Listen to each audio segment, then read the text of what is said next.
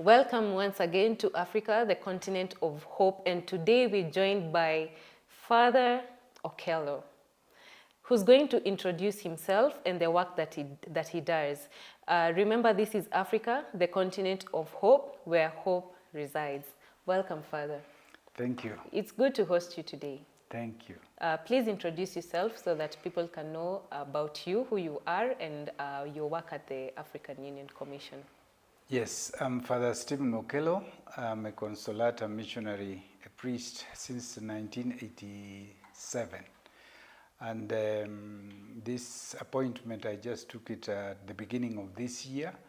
And my job is to be the liaison officer between Secam and the African Union, where Secam stands for the Symposium for Episcopal Conferences for Africa and Madagascar. And my job mainly is to make stronger the presence of the Catholic Church in the African context where decisions are made and action is taken. You did mention something about Madagascar. Why there's Secam, but why does Madagascar come after? Is it not part of Africa? It is the way they name things. I don't know why they decided to make Africa bigger, I think. By saying Africa and Madagascar makes Africa bigger. And Yes. Technically, everywhere they usually refer to Madagascar as part of Africa. It could have been part of any other continent. But that is the point. So maybe you could tell us a bit more about the objectives you have as part of Secam to the African Union Commission. Thank you for the question. African Union is an organization that we could compare to the AU, to the UN, or to the European Union. It is an organization where voluntarily these African countries have joined together. They form the rules that could make Africa better. They contribute and they try to create peace in it, to enhance development in it, and cohesion and free movement. Secam is a movement or an organization that was deliberately started also to coordinate the entire Catholic Church in the continent. And we found out that AU is our counterpart. They have very many ideals that we could share a common vision. We could collaborate. We could decide together. Because for a long time we were making very difficult decisions and actions separately. The same decisions and actions are being taken by the African Union. So if we combine forces, we become allies, and we have had an MOU with the African Union since 2015. And now we are in the process of again renewing that MOU in a more concrete manner and practical manner.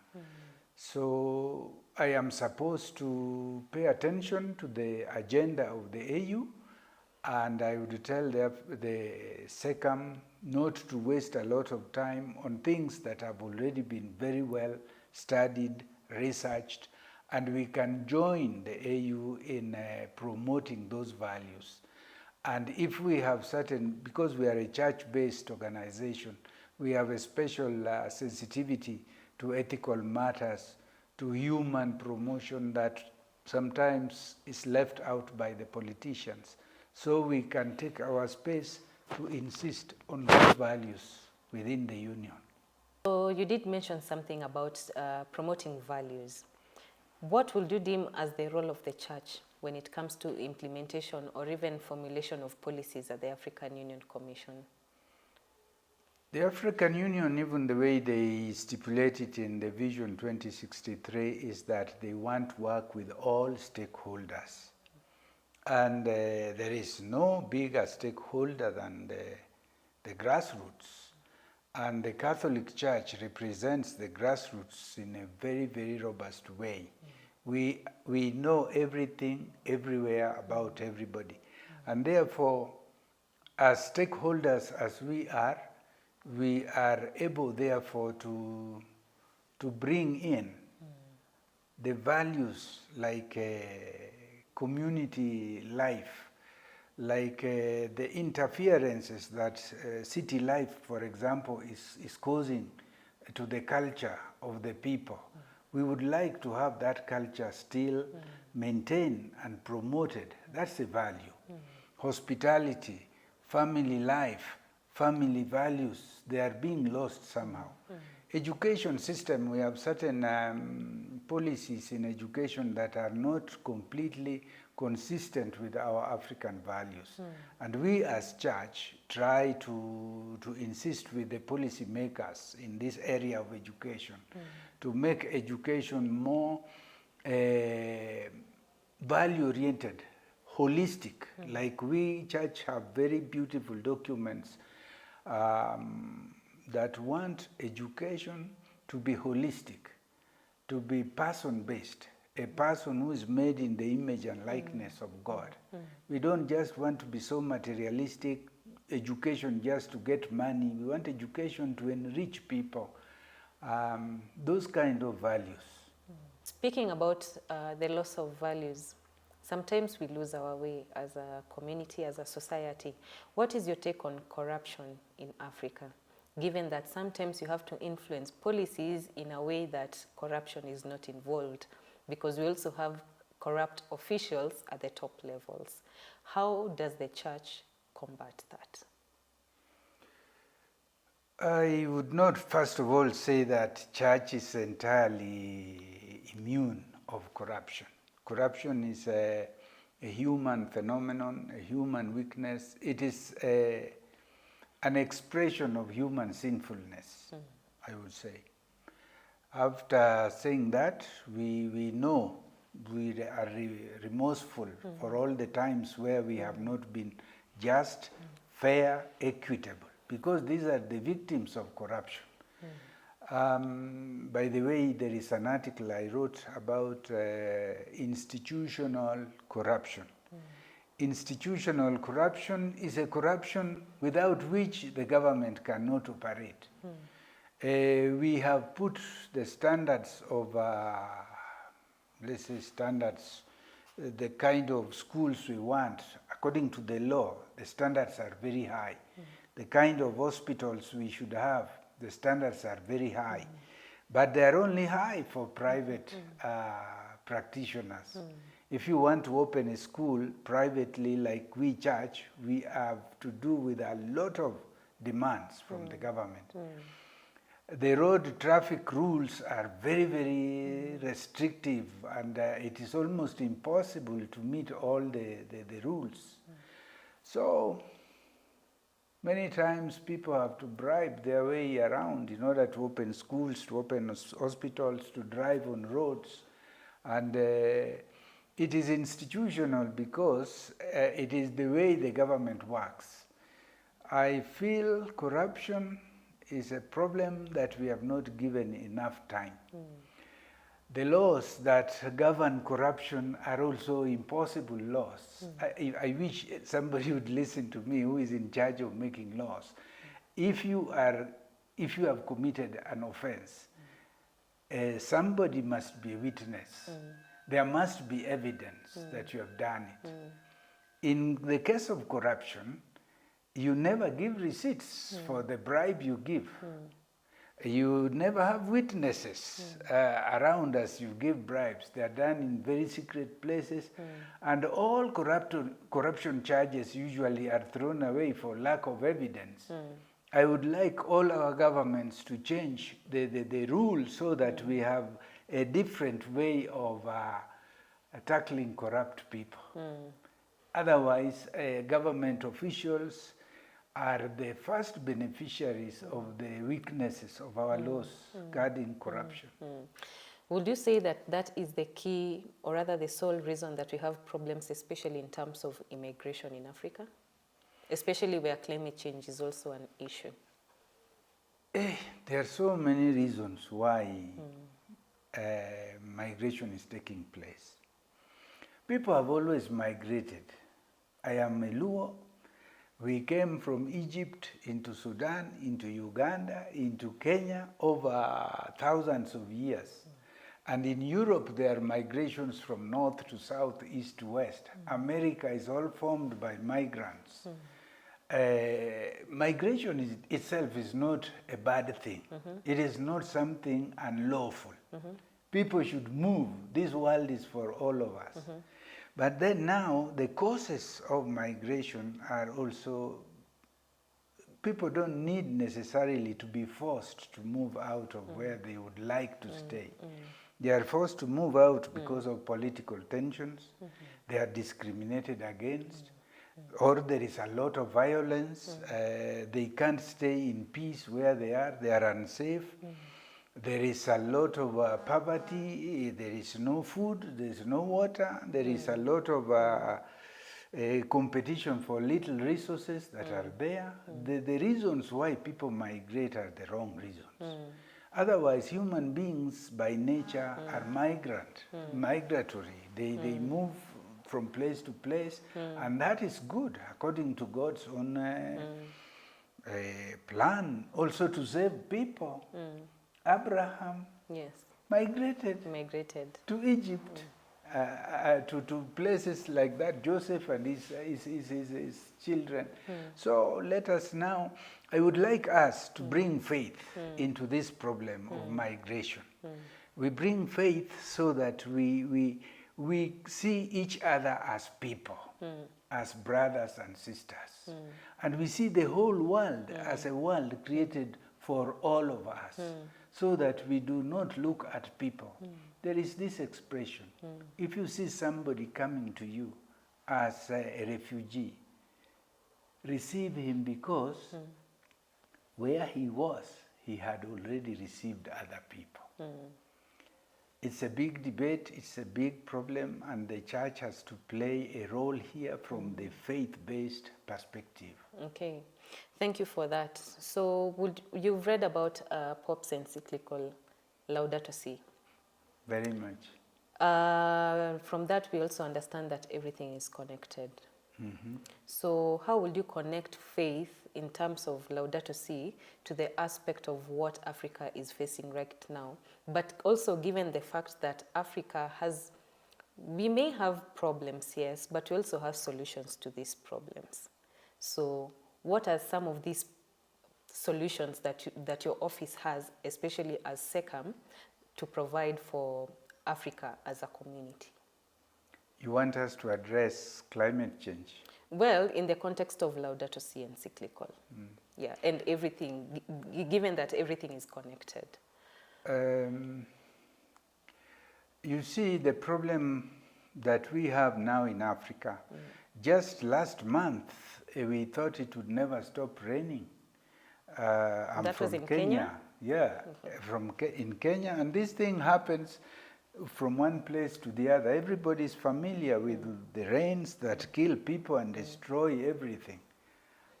We have worked to build a lot of infrastructures, and the rain has come and has destroyed things. Then the dry spell comes. Also, Kenya is a very privileged place to address the climate change because we have both worlds. The very dry areas, the very wet areas, and all the calamities that these things entail. Pope Francis has had some very good insights that I would like other people to appreciate. He likes the idea of doing this thing together. We have a feeling that climate change, right now as we speak, there is a big meeting going on in Bonn.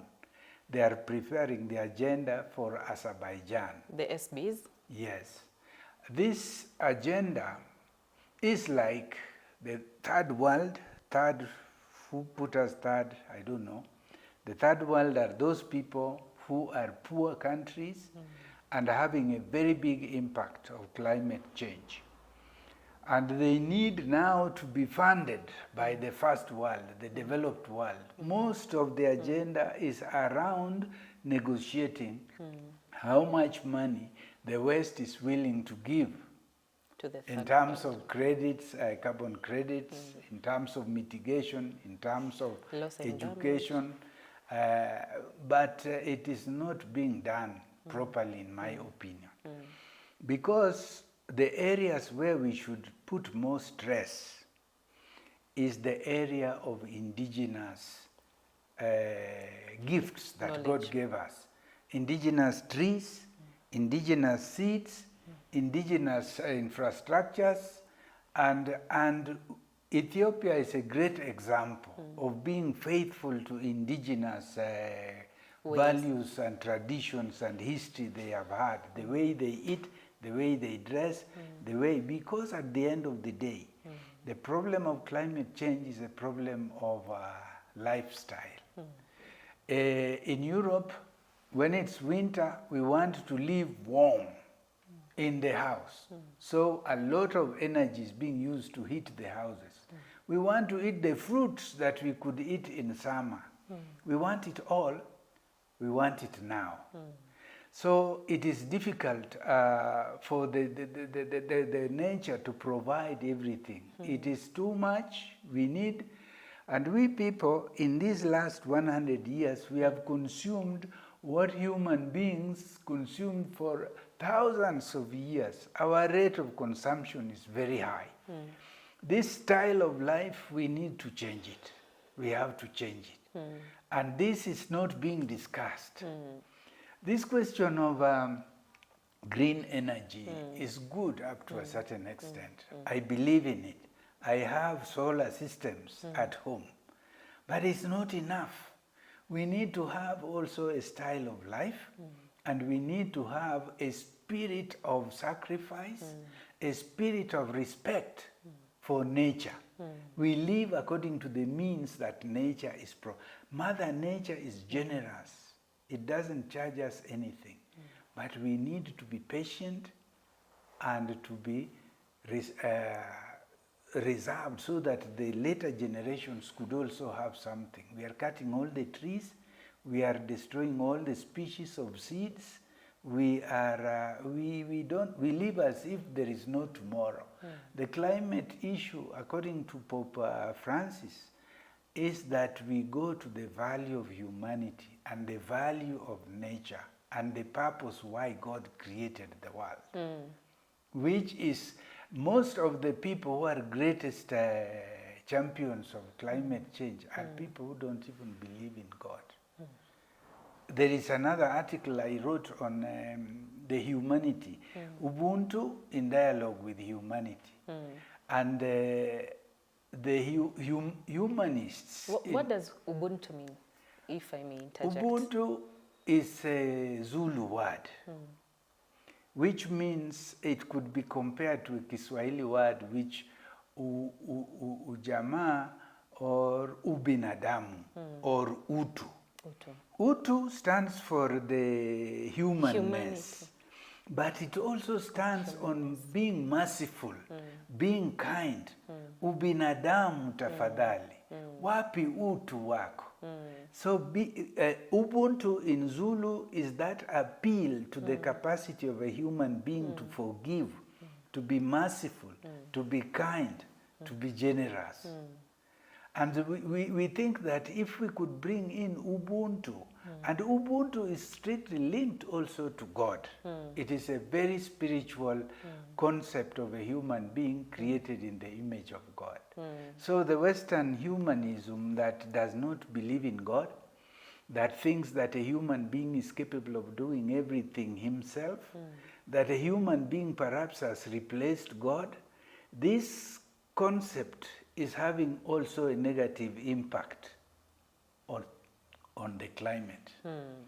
There has to be a faith component in this discourse on climate change. Yes. Still on climate change, you're aware about the EACOP issue, the East African Crude Oil Pipeline, which is the longest pipeline in Africa, running from Uganda, touching on Tanzania to Kenya. So it touches part of the Lake Victoria, which means it's going to harm the aquatic life there. And also some of the communities already have been displaced. And already that project has harmful consequences to the environment, which also brings about climate change. Do you feel there's much Western influence in Africa to the point that we Africans, or rather the leaders of these projects, prefer economical value to the life of people? So I would really refer you to my article. The first important thing here is that we are looking to a kind of comfort, a kind of convenience that is now an abuse of human existence. I am happy that we are developing. We need petroleum, we need cars to move around, we need machinery to work, we need all of this. But it is like we are in a dilemma. The dilemma here is that you want a lot of infrastructure, you have to pay for it. You have to give up a lot of other good values.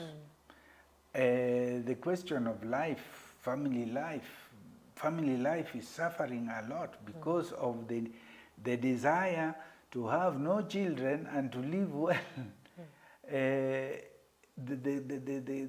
dilemma is so big in all these things. But if there is a dilemma, it means that you have to make a choice. Yes. And if you have to make a choice, it means that you have to be free. And the kind of freedom that we human beings now have is a freedom that is working against us. It's a freedom that is not enhancing our capacity and our possibilities to be more human, fully human, the philosophy and theology of Pope Francis. So the politicians who make these decisions are under a lot of pressure. On one hand, the West needs places where to invest. By the way, I have another article I wrote on... How many articles do you have several. On that note? I remember now, I have another article on the debt crisis. The debt is linked to the climate issue here. How can we have access to these articles? I will give you an address to go to. Thank you. To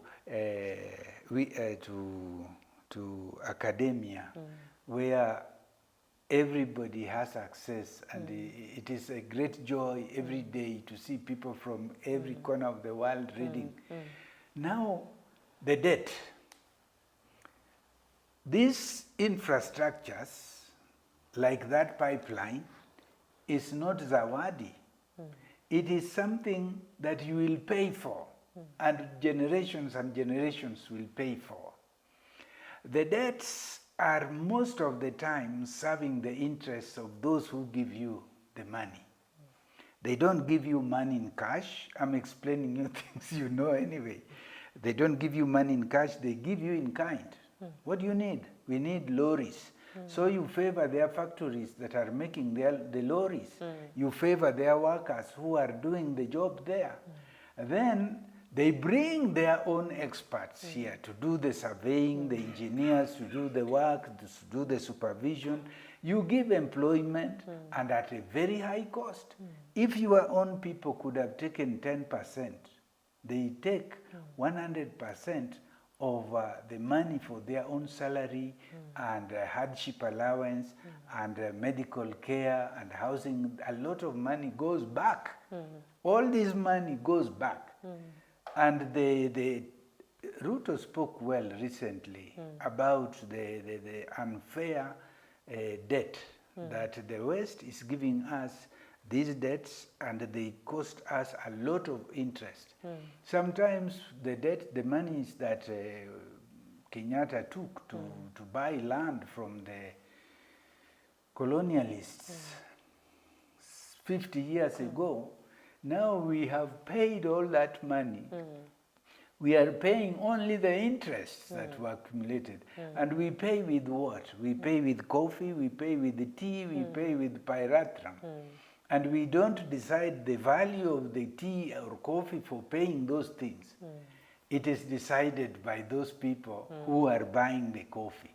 There is a lot of unfairness, injustice, and these are the reasons why we as church are supposed to understand, because they are very complicated things. We understand, we explain to our people to do less with the debts. We explain to our governments to be more careful in their negotiation of these things. We talk to, there is a network called Africa-Europe Faith and Justice Network based in Brussels, funded or sponsored by religious organizations. I worked with them for at least 6 years. Their job is to lobby for Africa at the European Union on all these issues, like the debt, like climate change, like indigenous seeds, like small arms, to change, to make Europeans also become more reasonable in their dealings with us. But if they make the lobbying there, and they find us lobbying here, and the church is lobbying in every country, we are able to make sense of all these problems. Will you deem that as part of the solution that African leaders need to have, especially those in the Catholic institutions?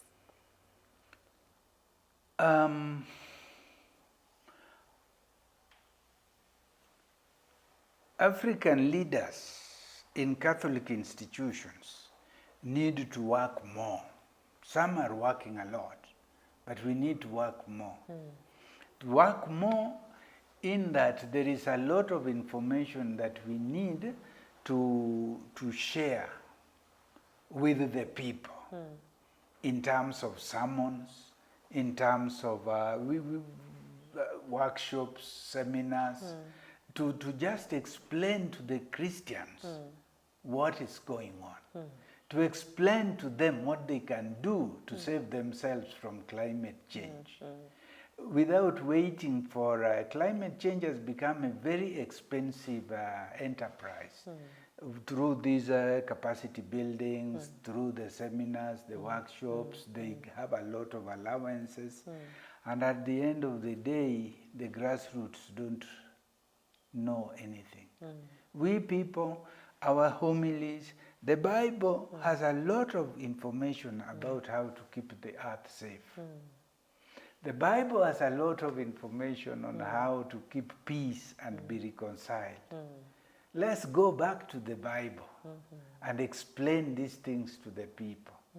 Let's become an alternative source of information. Because in here too, you could begin talking of the way the big multinationals are using social media, mass media, for giving their side of the story. I'm happy to talk in front of this camera and explain things the way I see them, so that we too may enter that space. We too should get our voices into the social media and they hear something else, something different, something new. Thank you so much. Those were quite insightful interjections and also recommendations by you, Father Okello, and it's really good to hear that coming from actually an African, given the vast experience you've been having with the international community and also regionally here with the African Union. Now, what is your final word to that person who's listening to you right now? Because you're imparting knowledge, at the same time you're giving hope to that person who's listening to you right now. And as we said, for those Africans who are even in the diaspora listening to you right now, there will come a time that they need to come back home, invest back home. They need to bring back hope back home in Africa. What is your word to them? Actually, just a few weeks ago, the Pope announced officially the Jubilee 2025. Jubilee is a very important event that is known from the beginning of Judaism.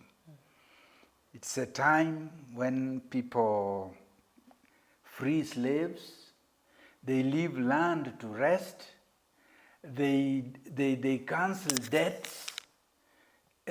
Pope John Paul II had a very good insight into how to make use of the Jubilee. I would like to make this message.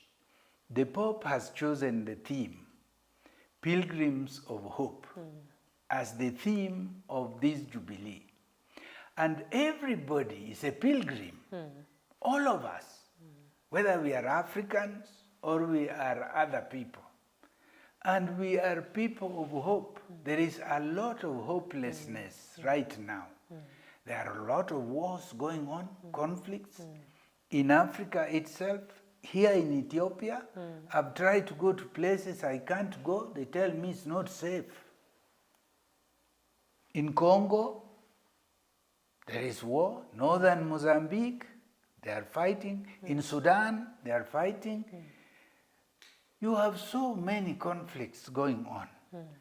Ukraine, Middle East, Israel, Palestine. Even in Latin America, for many years, in various countries, there have been pockets of violence. We are hopeless in terms of creating hope and living peacefully. Peace is very, very expensive for us. Let us be pilgrims of hope, hoping that we will understand each other, we will forgive each other, we will reconcile. And this year that is coming of 2025, the Jubilee entitled Pilgrims of Hope could be a moment really when we examine ourselves. Okay.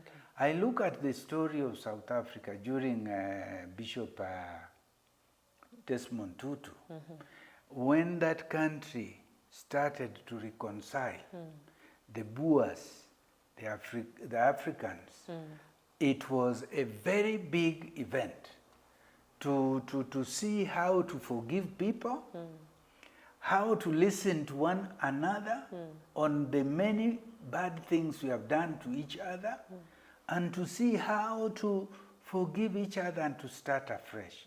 Well, if they didn't do that, somebody would tell you that, oh, but South Africa, there is still a lot of problems. Yes. But if they didn't do that, you can't imagine what South Africa would have been. Let us go back to Desmond Tutu's script. All this Needs to be consistent. This is my parting shot. Let everybody do his part. If you want peace, work for justice. Thank you so much. It has been amazing to host you in our show, Africa, the Continent of Hope. And of course, if you are listening to us right now, you heard it. And in the beginning of the program also, during the introduction itself, we said Africa has hope. And you really have to listen to the interventions and recommendations by our leaders. Well, you heard it from Father Okello. Thank you so much. It has been a pleasure to host you. Thank you. It is a privilege. It's always a good privilege to host you, Father Okello, even listening to your insights away even from the camera. So thank you so much for joining us. I have been your host, Linda. Until then, bye. Bye-bye.